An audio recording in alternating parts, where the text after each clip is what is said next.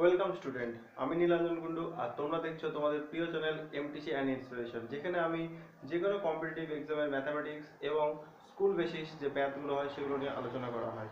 আজ চলে এসেছি তোমাদের মডেল অ্যাক্টিভিটি টাস্কের দশম শ্রেণীর গণিত নিয়ে, যে এই প্রশ্নটা তোমাদের অক্টোবর মাসে তোমাদের স্কুল থেকে তোমাদের হাতে দেওয়া হবে।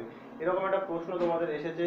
এই প্রশ্নটা তোমরা প্রত্যেকে আগামী যেদিন তোমরা স্কুলে যাবে সেদিন স্কুল থেকে তোমাদেরকে কিন্তু প্রোভাইড করা হবে।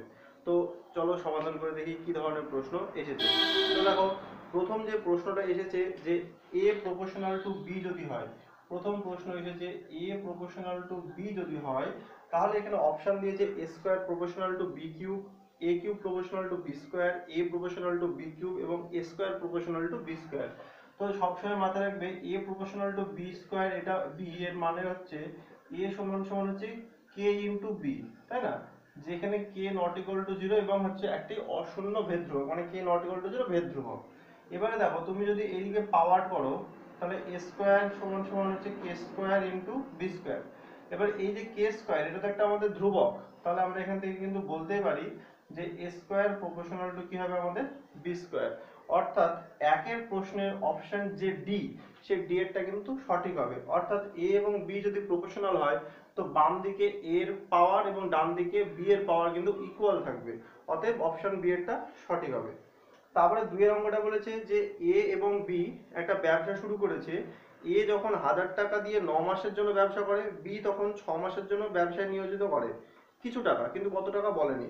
মোট লাভ হয় 600 টাকা, তাহলে বি লাভে 400 টাকা পায়, তাহলে বি এর মূলধন কত? তাহলে বি কত টাকা দিয়েছে আমরা জানি না। তাহলে আমরা যদি ধরে নিই, যে ধরি বি এর মূলধন সমান সমান ধরলাম কত আমরা, এক্স টাকা, যে বি এক্স টাকা দিয়েছিল, বি এর মূলধন। আচ্ছা, এবার বি কত দিনের জন্য দিয়েছিল? 6 মাসের জন্য। তাহলে অতএব এ ও বি এর মূলধনের অনুপাত, মূলধনের অনুপাত কত হবে? এ দিয়েছিল 1000 টাকা করে, কতদিন দিয়েছিল? 9 মাস, তাহলে ইন্টু 9 ইজ টু, বি দিয়েছিল এক্স টাকা করে কতদিন? 6 মাস, তাহলে ইন্টু 6। তাহলে এবার দেখো, তুমি যদি 6 দিয়ে এটাকে কাটো, এখানে দেখো 9000 হবে, আর 6 15 কত হয়? 90। বা তুমি ছোট ছোট করেও কাটতে পারো। তাহলে তোমার এখানে হচ্ছে 3। আচ্ছা, 3 যদি হয় তাহলে হচ্ছে 1000 গুণিত 3 ইজ টু এক্স ইন্টু 2, আর 2 দিয়ে কাটলে এটা হচ্ছে তোমার 500, 500 ইন্টু 3 ইজ টু এক্স। অর্থাৎ তোমার দাঁড়ালো 1500 ইজ টু এক্স। এবার দেখো, এটা হচ্ছে তাদের মূলধনের অনুপাত। এবার আমাদের এখানে বলে দিয়েছে যে বি কত টাকা পেয়েছে, বি পেয়েছে 400 টাকা। তাহলে আমরা কি লিখতে পারবো, যে শর্তানুসারে মোট লাভ হয়েছে আমার 600 টাকা। তাহলে 600 গুণিত বি এর আনুপাতিক ভাগার, অর্থাৎ এক্স বাই 1500 প্লাস এক্স সমান সমান বি কত পেল? 400 টাকা। এবারে তুমি এটা কি করতে পারবে, তাহলে এক্স বাই 1500 প্লাস এক্স সমান আমরা কি লিখতে পারবো, 400 বাই 600। এই দুটো শূন্য এই দুটো শূন্য কাটলো, 2 দিয়ে কাটলে 2, 2 দিয়ে কাটলে 3, কোনাকুনি যদি ক্রস মাল্টিপ্লিকেশন করো তাহলে এখানে হচ্ছে 3x, আর 2 দিয়ে গুণ করলে তোমার এটা হচ্ছে 3000 প্লাস 2x। 2x কে তুমি যদি এইদিকে নিয়ে নাও, তাহলে 3x মাইনাস 2x সমান সমান হচ্ছে 3000। অর্থাৎ x সমান সমান কত হলো আমাদের? 3000। অর্থাৎ আমাদের এই যে x এর মান পেলাম, এটাই হচ্ছে b এর মূলধন। আমাদের চেয়েছিল b এর মূলধন কত, তাহলে b এর মূলধন আমরা কত পেলাম? 3000 টাকা। তাহলে অপশন b এরটা সঠিক। একেরটা ছিল অপশন ডি, আর দুইয়েরটা হলো অপশন বি।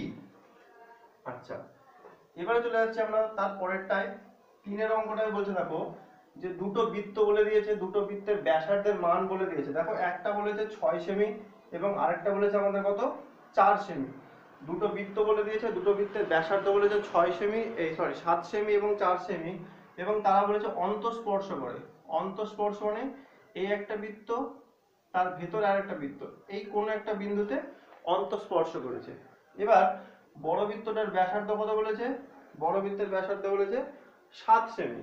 আর ছোট বৃত্তের ব্যাসার্ধ বলেছে কত 4 সেমি। তাহলে তুমি যদি ছেদবিন্দু ও ধরো, বড় বৃত্তের কেন্দ্র যদি পি ধরো আর ছোট বৃত্তের কেন্দ্র যদি আর ধরো, তাহলে তোমার ওপি কত হচ্ছে, ওপি হচ্ছে তোমার 7 সেমি। আর ছোট বৃত্তের ও আর কত, না তো ও আর হচ্ছে তোমার 4 সেমি।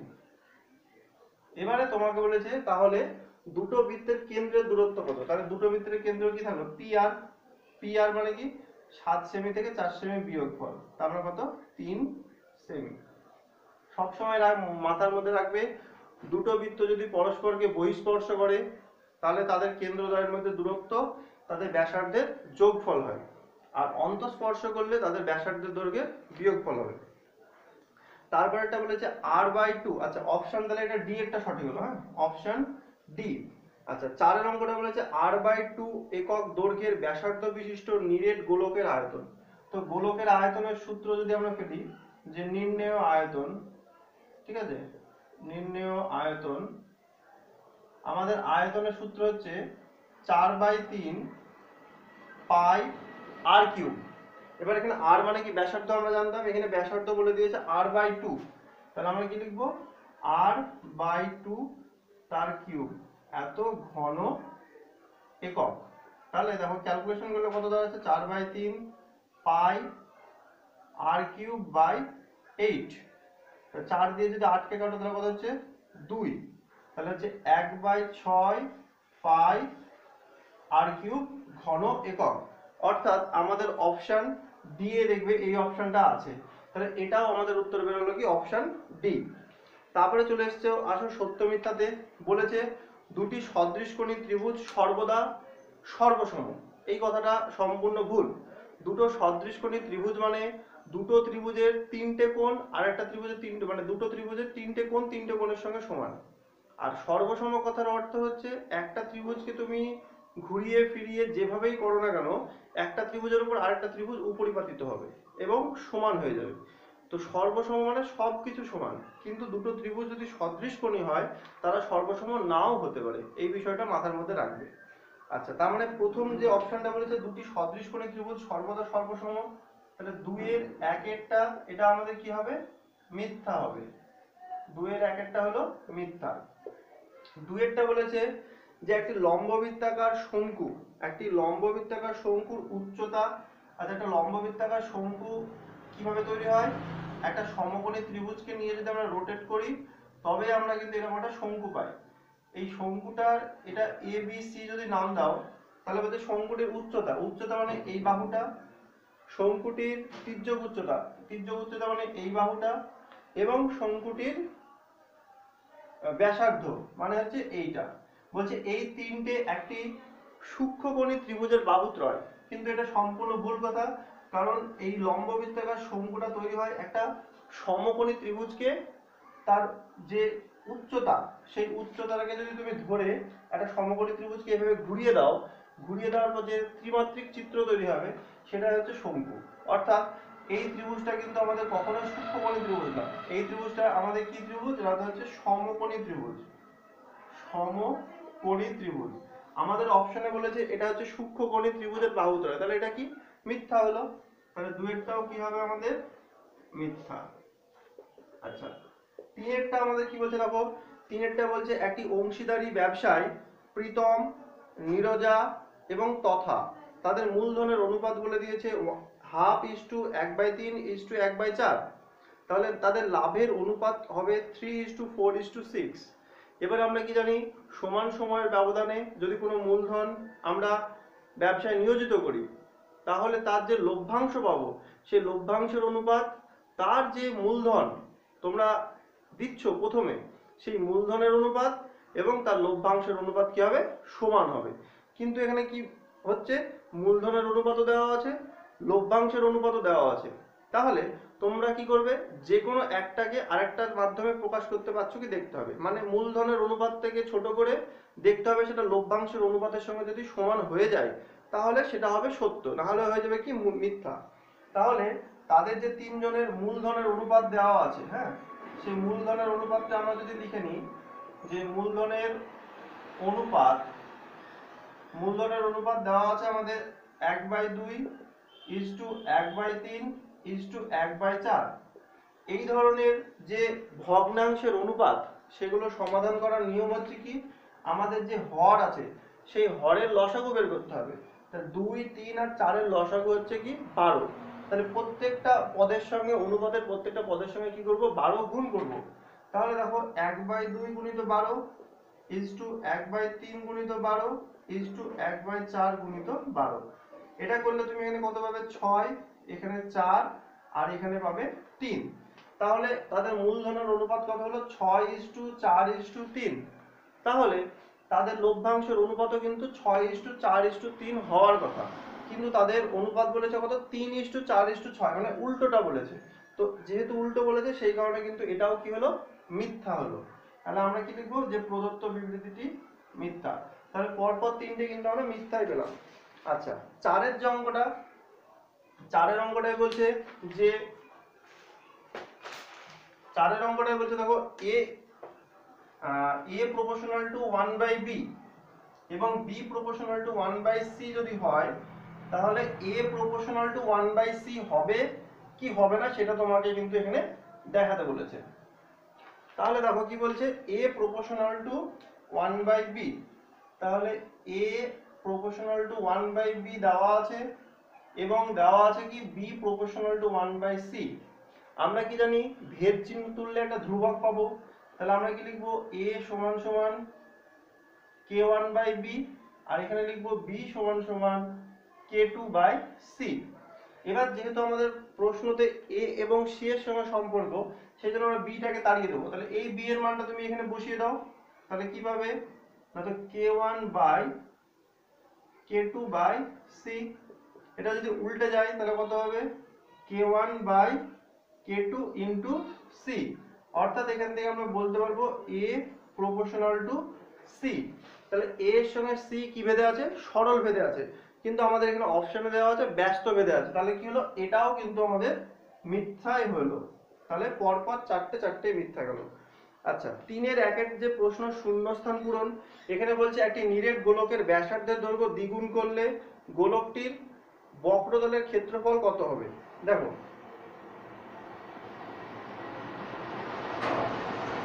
একটা নিরেট গোলক, তার যদি ব্যাসার্ধের দৈর্ঘ্য যদি ছোট হাতের r ধরো তুমি, তাহলে তার জন্য যে বক্রতলের ক্ষেত্রফল, সেই বক্রতলের ক্ষেত্রফলের সূত্র ছিল তোমার কত বলতো, 4πr² বর্গ একক। এটা কখন, যখন গোলকের ব্যাসার্ধের দৈর্ঘ্য ছোট হাতের r। এবার এখানে বলছে ব্যাসার্ধের দৈর্ঘ্য দ্বিগুণ করা হয়েছে, তাহলে অতএব গোলকটির সমগ্র তলের ক্ষেত্রফল, গোলকটির সমগ্র তলের কি হবে, ক্ষেত্রফল সমান সমান কত হবে, 4π, এই ব্যাসার্ধের দৈর্ঘ্য তো তুমি দ্বিগুণ করেছো, তাহলে r এর জায়গায় কত বসাবে, 2r তার হোল স্কয়ার। কত বসাবে, 2r তার হোল স্কয়ার, এত বর্গ একক। তাহলে কত হচ্ছে তোমার, 4π থাকলো, আর এখান থেকে বেরোবে তোমাদের 4r²। তাহলে গুণ করলে হচ্ছে 16πr² বর্গ একক। আশা করি তোমরা বিষয়টা বুঝতে পারলে। আচ্ছা, তারপরে দেখো কি বলছে, বলছে একটি ব্যবসায় শোভা মাসুদের 1.5 গুণ টাকা দিয়েছিল। শোভা কত দিয়েছিল, মাসুদ যে টাকাটা দিল, শোভা তার চেয়ে 1.5 গুণ টাকা বেশি দিল। আবার বলছে এবং প্রিয়া মাসুদের 2.5 গুণ টাকা দিল। মানে প্রিয়া দিল কি, মাসুদের আরো 2.5 গুণ টাকা। তার মানে বিষয়টা কি দাঁড়ালো বলতো, বিষয়টা দাঁড়ালো শোভা দিচ্ছে 1.5 টাকা, যখন মাসুদ দিচ্ছে 1 টাকা। আর মাসুদ যদি 1 টাকা দেয়, তাহলে তোমার প্রিয়া দিবে কত, 2.5 টাকা। এবার তোমরা তো পার্টিকুলার ভ্যালু ধরে করতে পারো না, যে 1 টাকা দিল ও 1.5 টাকা দিল, এভাবে করাটা ঠিক হবে না। তো আমরা কি করব, আমরা ঠিক হবে না বলা ভুল, ঠিক হবে, তুমি 1 টাকা ধরেও করতে পারো, কিন্তু আমরা কি করব, এক্স ধরে করব।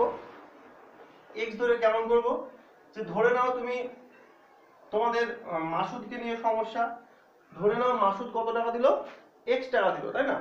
এটা হচ্ছে আমাদের 3-এর 2-এর অঙ্কটা, 3-এর 2। আমরা কি ধরবো, যে ধরি মাসুদের মূলধন সমান সমান x টাকা। তাহলে মাসুদ যা দিল শোভা তার 1.5 গুণ দিল, অতএব শোভার মূলধন,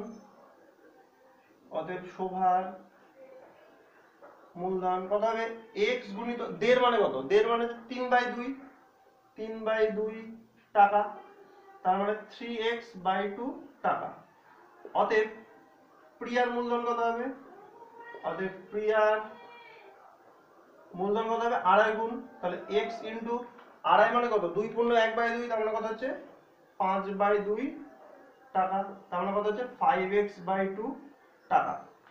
এবারে আমাদের কি বলেছে, অতএব মাসুদ শোভা ও প্রিয়ার মূলধনের অনুপাত। তাহলে লিখবে অতএব মাসুদ শোভা ও প্রিয়ার মূলধনের অনুপাত। ঠিক আছে, তাহলে মাসুদের ঘরে x, শোভার ঘরে কত 3x/2 আর প্রিয়ার ঘরে কত 5x/2। প্রত্যেকটা থেকে প্রথমে x কেটে দাও, তাহলে 1:3/2:5/2। এবার নিচে যে 2 আছে 2 কে তাড়াতে হবে, তাহলে প্রত্যেকটার সঙ্গে 2 গুণ করলে তাহলে 2:3:5, কারণ এইটাতে 2 গুণ করলে 2 2 কেটে যাচ্ছে, তাহলে অনুপাত কত পেলে 2:3:5। আচ্ছা, তারপরে বলে যে তিনেরটা যে দুটো বৃত্ত পরস্পরকে a বিন্দুতে বহিঃস্পর্শ করে। তারপরে কি বলে তিনেরটাই দুটো বৃত্ত, এই একটা বৃত্ত, এই একটা বৃত্ত পরস্পরকে একটা বিন্দু a বিন্দুতে বহিঃস্পর্শ করেছে। বলেছে a বিন্দুতে অঙ্কিত বৃত্ত দুটি সাধারণ স্পর্শকের সংখ্যা। দেখো সাধারণ স্পর্শক মানে ঠিক এমন একটা জিনিস, অর্থাৎ যে স্পর্শকটা এই বৃত্তটা থাকবে, যে স্পর্শকটা এই বৃত্তটা হবে, তবে না সেই স্পর্শকটা সাধারণ স্পর্শক হবে। তাহলে এখানে একটাই তুমি সাধারণ স্পর্শক আঁকতে পারবে, কিন্তু যদি তোমাকে বলতো স্পর্শক কত আঁকতে পারবে, এ বিন্দু আর এ বিন্দুর কথা যদি উল্লেখ না থাকতো তাহলে কিন্তু আরো দুটো পারতে, এইভাবে একটা সাধারণ পারতে, এইভাবে একটা সাধারণ পারতে, যদি না বলা থাকতো এ বিন্দুগামী। কিন্তু এখানে বলাই আছে যে এ বিন্দুতে অঙ্কিত বৃত্ত দুটির সাধারণ স্পর্শকের সংখ্যা ড্যাশটি। তাহলে এ বিন্দুতে অঙ্কিত বলেছে, তাহলে এ বিন্দুতে কিন্তু তুমি একটাই পারবে। আর যদি শুধু বলা থাকতো যে মানে এমনি সাধারণ স্পর্শকের সংখ্যা, তাহলে কিন্তু আমরা বলতাম এই একটা হবে, এই একটা হবে, তাহলে আমি তখন বলতাম কিন্তু 3টে হবে, কিন্তু আপাতত একটা উত্তর হবে কটা, একটি, কারণ এ বিন্দুতে বলেছে। আচ্ছা, তারপরে 4-এর 1-এর প্রশ্ন চলে আসছি। 4-এর 1 এখানে কি বলছে দেখো, বলছে a:b, b:c এবং ভুল বলছিস, proportional a proportional to b, b proportional to c এবং c proportional to a দেওয়া আছে। তাহলে বলেছে ভেদ ধ্রুবক তিনটির মধ্যে সম্পর্ক। খুবই ভালো প্রশ্ন। বলা আছে a proportional to b, b proportional to c এবং বলা আছে c proportional to a। এই জিনিসটা আমাদের কিন্তু বলা আছে। তাহলে আমরা এখানে কি লিখতে পারবো, অতএব a সমান সমান k1b, এখানে লিখবো b সমান সমান k2c, আর এখানে লিখবো c সমান সমান k3a।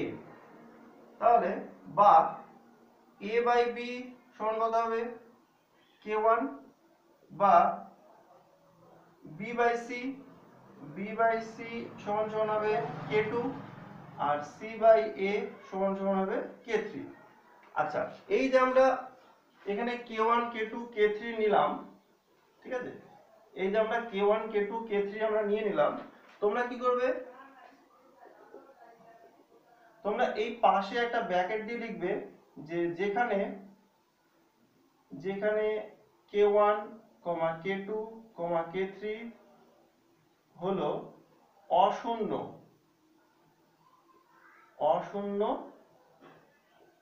ভেদ ধ্রুবক, অশূন্য ভেদ ধ্রুবক। এবারে দেখো এই তিনটেকে যদি আমরা বাম পক্ষ এবং ডান পক্ষ গুণ করে দিই, তাহলে কত হবে a/b গুণিত b/c গুণিত c/a সমান সমান ডান পক্ষ গুণ করো, তাহলে কত পাচ্ছ k1 k2 k3, বা দেখো এই a কাটছে, এই c কাটছে, আর এই b কাটছে, তাহলে বাম দিকে কত পেলে 1 সমান সমান k1 k2 k3। তাহলে অতএব আমরা ঘুরিয়ে লিখলে কত লিখবো, k1 k2 k3 সমান সমান কত হলো 1। তাহলে ভেদ ধ্রুবক তিনটির সম্পর্ক চেয়েছে, তাহলে আমরা কি লিখবো, ভেদ ধ্রুবক তিনটির গুণফল কত হলো আমাদের 1, এটাই আমাদের সম্পর্ক। আচ্ছা, তারপরে যে অঙ্কটা আছে, তারপরের অঙ্কটা একটা ছবি দেওয়া আছে।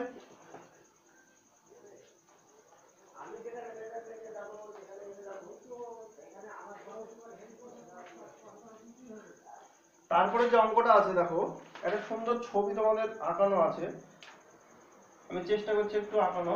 দেখো এরকম একটা বৃত্ত আছে, মোটামুটি এই। আচ্ছা, এটা তোমার দেওয়া আছে এ, এটা বি, এটা তোমার সি দেওয়া আছে, এটা তোমার পি, এটা কিউ, আর এটা তোমার হচ্ছে আর। এই একটা ছবি দেওয়া আছে। আরো দেওয়া আছে এপি সমান 4, এই এ বিন্দু থেকে পি বিন্দু দূরত্ব 4 দেওয়া আছে। বিপি সমান 6, এটা তোমার 6 দেওয়া আছে। এসি সমান 12, এই পুরো এসিটা তোমার দেওয়া আছে 12। বিসি তোমার বলা আছে এক্স, এই বিসি কে বলা আছে এক্স। প্রত্যেকটা সেমিতে আছে সেন্টিমিটার, সেন্টিমিটার, সেন্টিমিটার এবং সেন্টিমিটার। বলেছে এই এক্স এর মানটা তোমাকে বের করতে। তো এই অঙ্কটা করার আগে তোমাদের আমি একটু জিনিস বলে দিই। 15 নম্বর চ্যাপ্টারে দেখবে একটা থিওরি আছে, সেই থিওরিতে কি বলছে, যে একটা বৃত্তের বহিস্থ কোনো বিন্দু, একটা বৃত্তের ধরো কেন্দ্র ও বহিস্থ বিন্দু পি, বলছে এই বহিস্থ বিন্দু থেকে বৃত্তের তুমি কটা স্পর্শক আঁকতে পারবে? দুটো। বলছে এই যে এ এবং বি যদি হয়, তাহলে এখানে আমাদের এ বি একটা স্পর্শক আর এই বিপি একটা স্পর্শক। বলছে একটা বৃত্তের বহিস্থ কোনো বিন্দু থেকে যদি স্পর্শক অঙ্কন করি, সেই স্পর্শকের দৈর্ঘ্য দুটো কি হবে? সমান হবে। অর্থাৎ তুমি কি বলবে, এই এপির সঙ্গে বিপি কি হবে? সমান হবে। ঠিক এই কনসেপ্টটা তুমি এখানে কাজে লাগাও। দেখো, যখন তোমার বহিস্থ বিন্দু এ, তাহলে সেখানে এ বিন্দু থেকে দুটো স্পর্শক এঁকেছো, একটা এপি, একটা এ আর, তাই না? তাহলে তুমি কি বলতে পারবে, যে চিত্রানুসারে বহিস্থ বিন্দু যখন এ, তখন আমরা কি লিখতে পারবো? এপি সমান এ আর সমান কত লিখবো? 4 সেমি। যখন বহিস্থ বিন্দু এ, তখন এই এপি আর এই এ আর এর দৈর্ঘ্য সমান হবে। এবার পুরো এসিটা কত দেওয়া আছে? 12। তার মানে তুমি এ আর কত পেলা? 4। তাহলে এখান থেকে এইটুকু যদি তোমার 4 হয়, তাহলে বাকি এখান থেকে এইটুকু কত হবে? 12 মাইনাস 4 মানে কত? 8 সেমি। সঙ্গে সঙ্গে লিখে দিবে অতএব 8c সমান হচ্ছে 12 মাইনাস 4 সেমি সমান হচ্ছে কত? 8 সেমি। এবার বহিস্থ বিন্দু বি থেকে দেখো, তাহলে কি লিখবে? একই রকম, যে বহিস্থ বিন্দু যখন বি, তখন কি লিখবো আমরা? বিপি সমান বিকিউ সমান হচ্ছে কত? 6 সেমি। আর লিখবে আবার বহিস্থ বিন্দু যখন সি, তখন কি লিখবো? সি কিউ সমান হচ্ছে সি আর সমান কত হচ্ছে? 8 সেমি। তাহলে দেখো, বিপির সঙ্গে বিকিউ সমান করে তুমি এটা 6 পেলে, আর সি কিউ এর সঙ্গে সি আর সমান করে এটা 8 পেলে। তাহলে টোটাল বিসি সমান কি পেলে? 6 প্লাস 8। তাহলে অতএব লিখবে, অতএব বিসি সমান হচ্ছে 6 প্লাস 8 সেমি সমান হচ্ছে কি? 14 সেমি। আর এই বিসি মানে কত ছিল? এক্স। তাহলে লিখবে অতএব এক্স সমান কত হলো? 14। এই ছিল তোমাদের এই প্রশ্নের সমাধান। আচ্ছা, লাস্ট তোমাদের একটা উপপাদ্য এসেছে, সেই উপপাদ্যটা বলছে, যুক্তি দিয়ে প্রমাণ করি যে বৃত্তের কোনো বিন্দুতে স্পর্শক ওই স্পর্শ বিন্দুগামী ব্যাসার্ধ পরস্পর লম্বভাবে অবস্থিত। এটা হচ্ছে তোমাদের লাস্ট প্রশ্ন, এবং এটা তোমাদের যে 15 নম্বর চ্যাপ্টারে যে প্রথম উপপাদ্য আছে, সেই উপপাদ্যটা তোমাদের এখানে দিয়েছে। তাহলে এখানে কি বলছে, যে প্রমাণ করি বৃত্তের কোনো বিন্দুতে স্পর্শক। ঠিক আছে, তুমি ধরো এই একটা বৃত্ত নিয়ে নিলে, সেই বৃত্তের কোনো একটা বিন্দু, এটা বৃত্তের কোনো একটা কেন্দ্র ও, বৃত্তের কেন্দ্র ও, এটা বৃত্তের কোনো একটা বিন্দু তুমি পি নিয়ে নিলে, আর এই বিন্দুতে একটা স্পর্শক তুমি এবি নিয়ে নিলে, এবি। ঠিক আছে, এবার বলছে এই স্পর্শ বিন্দুগামী একটা ব্যাসার্ধ, অর্থাৎ স্পর্শবিন্দুগামী ব্যাসার্ধ কি আমাদের ওপি। তাহলে এই ওপিটাকে এই এবির উপরে কি দেখাতে হবে আমাদের, লম্ব দেখাতে হবে। তাহলে তুমি কি করবে, প্রথমে তুমি কি করবে, প্রদত্ততে কি লিখবে, যে ধরি ও কেন্দ্রীয় একটি বৃত্তের ওপর পি একটি বিন্দু এবং সেই পি বিন্দুতে অঙ্কিত স্পর্শক হচ্ছে, এই পিটা যদি বাইরে নাম দিই, অঙ্কিত স্পর্শক এ পি বি, অঙ্কিত স্পর্শক এ পি বি, এবং ওই স্পর্শবিন্দুগামী ব্যাসার্ধকে আমাদের ওপি। এবার কি করবে, প্রামাণ্যতে কি লিখবে, প্রামাণ্যতে লিখবে তোমাকে প্রমাণ করে দেখাতে হবে এই ওপিটা লম্ব কার উপরে, এবির উপরে, ওপি লম্ব এবি। এবার এটা করার জন্য আমরা কি করব, একটা অঙ্কন করব। অঙ্কনটা কি করব, এই যে এবি স্পর্শক আছে, স্পর্শকের উপর কোনো একটা জায়গায় একটা বিন্দু তুমি নিয়ে নিলে, সেই বিন্দুটার নাম দিলে হয়তো তুমি আর। কি বললাম, এবি স্পর্শকের উপর যে কোনো একটি বিন্দু আর নেওয়ার পরে কি করলে, এই ও বিন্দু থেকে আর বিন্দু যুক্ত করলে, এই যুক্ত করার পথে দেখা যাচ্ছে এখানে কোনো একটা জায়গায় সি বিন্দুতে বৃত্তটাকে ছেদ করে গেল। তাহলে কি বললাম, অঙ্কনে বলা হলো এবি স্পর্শকের উপর যে কোনো একটি বিন্দু আর নিলাম, তারপরে কি বলবো, ও আর যুক্ত করলাম। যুক্ত করার সময় ও আর সরল রেখাংশটি বৃত্তটিকে কি বিন্দুতে ছেদ করলো, সি বিন্দুতে ছেদ করলো। এবারে চলে আসো তুমি প্রমাণে কি বলবে, প্রমাণে বলবে, দেখো ছবির দিকে তাকিয়ে দেখো, এখানে ও আর যে তুমি অঙ্কন করলে, ও আর একটা সরল রেখাংশ, আর ওই সরল রেখাংশের উপরে একটা জায়গায় সি বিন্দু অবস্থিত। অতএব তুমি বলে দিবে যে ও সি লেস দেন ও আর। কি বলবে, ও সি লেস দেন ও আর। ব্র্যাকেটে কি লিখবে, ব্র্যাকেটে লিখবে যেহেতু সি বিন্দুটি ও আর সরল রেখাংশের উপর অবস্থিত। তারপরে কি লিখবে, আবার ওপি সমান সমান ওসি, কারণ যেহেতু একই বৃত্তের ব্যাসার্ধ, একই বৃত্তের কি লিখবো, ব্যাসার্ধ। কারণ এই ওপি আর ওসি দুজনেই কি হলো, সমান হলো। যখনই ওপির সঙ্গে ওসি সমান হলো, সঙ্গে সঙ্গে তুমি ওসির জায়গায় ওপি বসিয়ে দাও, তাহলে ওপি লেস দেন কি পেলে, ও আর।